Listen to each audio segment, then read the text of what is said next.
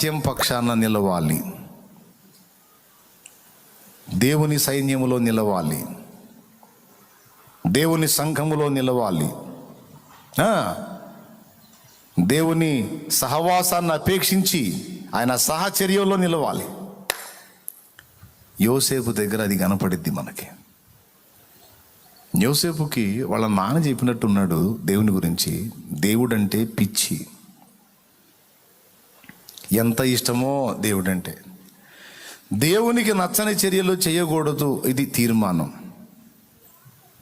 ఎక్కడ కూడా ఆయనకు దుఃఖం కలిగించే విధంగా నేను ప్రవర్తించకూడదు, నా వాళ్ళు కూడా ప్రవర్తించకూడదు. అది యోసేపు యొక్క ఆసక్తి దేవుని విషయంలో. యోసేపు వాళ్ళ అన్నలకి శత్రువు ఎందుకు అయ్యాడో తెలుసా? వాళ్ళ క్షేమాన్ని కోరుకున్నందుకు శత్రువు అయ్యాడు. ఏంటో తెలుసా? వాళ్ళు పొలాల్లో చేసే తప్పుడు పనులు, తప్పుడు మాటలు, తప్పుడు క్రియలన్నీ వాళ్ళు దేవునికి దూరం అవడానికి కారణమవుతాయి. వాళ్ళు దేవునికి దూరస్తులైతే దేవుడు వారిని విసర్జిస్తే భ్రష్టులై పాడైపోతారు. అది యోసేపుకి ఇష్టం లేదు. అందుకే మీరు దేవునికి నచ్చని క్రియలు ఎందుకు చేస్తారు మీరు అని బాధపడతాడు.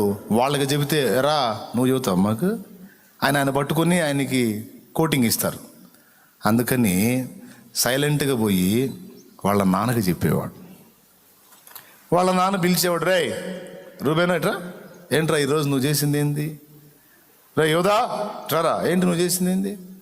నేనేం చేశాను నాన్నగారు? ఇట్లా చేసామంటే, ఇట్లా అన్నామంటే, ఇట్లా చేసాం. అప్పుడు యోసేపుకి వెళ్ళి చూస్తాడు, నీ పని చెబుతాను కానీ. ఎందుకు యోసేపు అని చెప్పాడు, ఈడొకడో ప్రతిదాన్ని తీసుకెళ్ళి అంటిస్తాడు అని. వాళ్ళందరికీ యోసేపు మీద ద్వేషం వచ్చింది. యోసేపు వాళ్ళని ప్రేమించి క్షేమాన్ని కోరాడా, వాళ్ళ పతనాన్ని కోరాడా? వాళ్ళు పాడు కావాలని కోరాడా? క్షేమాన్ని కోరాడు. ఎందుకు? ఒరే మీరు చేసే క్రియలు మంచివి కాదు, ఆ క్రియల వలన మీరు దేవుని సన్నిధిని పోగొట్టుకుంటారు. దేవుడు మనకు తోడై ఉంటేనే మనం అన్ని విషయాల్లో వర్ధిల్లుతాం, దేవుని సహవాసం మనకు లేకపోతే దెబ్బతింటాం. కాబట్టి మీరు ఆయనకు దుఃఖం కలిగించే చర్యలు చేయొద్దు అనేది ఈయన బాధ. ఈయన అలా ఉండడు, దేవునికి ఇష్టంగా నడుచుకోవడానికి ఇష్టపడతాడు. వాళ్ళు కూడా అలా ఉండాలి. వాళ్ళేమో మూర్ఖులు, వినరు. అందుకని వాళ్ళ నాన్న చేత వార్నింగ్లు ఇప్పించేవాడు, వాళ్ళేమో అసూయ పెట్టుకున్నారు. యోసేపుకి ఇష్టం దేవుడు అంటే. వాళ్ళ నాన్న ఒక ప్రపంచం, దేవుడు ఒక ప్రపంచం. ఈ రెండే యోసేపు ప్రపంచాలు. దేవునికి మహిమ. ఎందుకు యోసేపుకు దేవుడు అంత ఇష్టమయ్యాడంటే తన తండ్రి అయిన యాకోబు దేవుణ్ణి ప్రేమించుచున్న తీరు గుర్తుపట్టాడు. ఆయన్ని ప్రేమించడంలో తండ్రిని మించిపోయాడు. మాకు దేవుడు తోడై ఉన్నాడు. ఎప్పుడూ దేవునికి దుఃఖం కలిగించే పని నా ద్వారా జరగకూడదు. నా వల్ల ఆయన దుఃఖపడితే నన్ను విడిచి వెళ్ళిపోతాడు.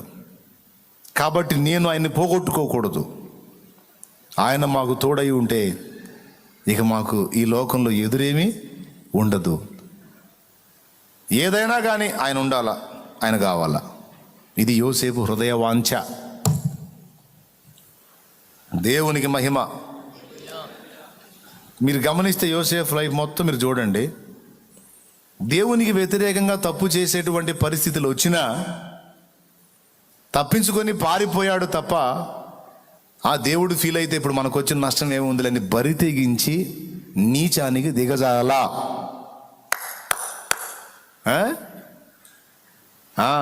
బరి తెగించి నీచానికి దిగజారలా. నేను నీచమైన ప్రవృత్తి కలిగి ఉంటే, నేను తప్పుడు మార్గంలో కానీ నడిస్తే అది నా దేవునికి దుఃఖం కారణం అవుతుంది. ఆయన నన్ను వదిలేసే అవకాశం ఉంటుంది. ఎన్ని రకాల బాధలు నన్ను చుట్టుముట్టినా ఆయన తోడై ఉన్నాడు కనుక అన్ని విషయాల్లో క్షేమంగా కాపాడబడగలుగుతున్నా. ఈరోజు నీకు నాకు కూడా ఎన్నో ఉపద్రవాలు వచ్చినాయి, పెను ప్రమాదాలు వచ్చినాయి, పెద్ద పెద్ద శోధనలు వచ్చినాయి. కొన్ని శోధనల దెబ్బకైతే చస్తామేమో అన్నంత భయంకరమైన పరిస్థితులు వచ్చినాయి. వచ్చినా మనకేం కాకుండా ఇంతవరకు క్షేమంగా కథ నడుస్తుంది, బండి దొల్లుతుంది అంటే ఆయన తోడై ఉన్నాడు.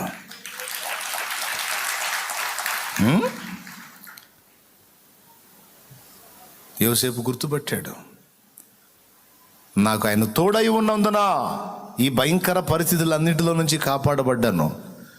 ఇప్పుడు క్షణికమైన ఆనందానికి కక్కుర్తిపడి నేను నీచానికి దిగజారితే దానివల్ల నా దేవుడు దుఃఖపడతాడు, ఆయన సన్నిధిని పోగొట్టుకుంటాను. కాబట్టి నాకు ఈ అల్పకాల భోగం కంటే కూడా నా దేవుని సన్నిధి విలువైంది అని ఆయన కోసం యవనస్తుడై ఉండి తప్పటడుగు వేసి 100 కారణాలు చెప్పొచ్చు దేవుడికి. దేవా, ఆ కారణం చేత తేడాపడ్డాను, ఈ కారణం చేత శోధించబడ్డాను, అది ఇదని సోది చెప్పొచ్చు దేవుడికి. హలో, చెప్పాడా? ఏదో చెప్దామలే అని మెత్తబడ్డా? జంపు, పారిపోయాడు. ఎక్కడా కూడా ఆయన అడుగుల్లో జారిన అనుభవాలు కనపడవు మనకి. క్లియర్గా రాసుంది, యెహోవా యోసేపుకు తోడై ఉన్నాడని.